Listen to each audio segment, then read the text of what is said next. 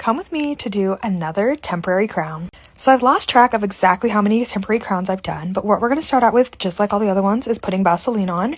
And then I'm going to take the material and place it in my matrix. And I honestly, the first time overfilled it, so I ended up having to do it again.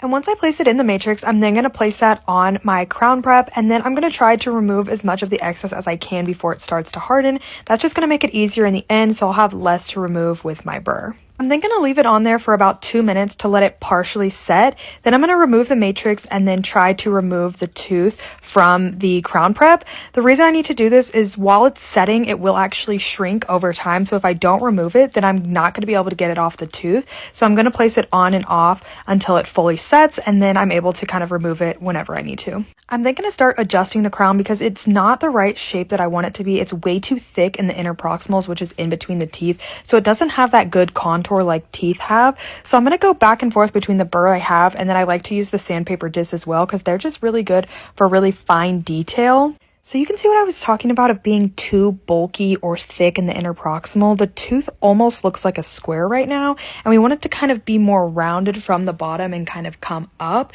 And so I'm going to continue to drill with my burr and the sandpaper discs. And here's the final product. I did continue to take more off of those inner proximals, and if you compare this to what it looked like before, it's a lot more rounded at the inner proximal portion or right next to the other tooth than it was before.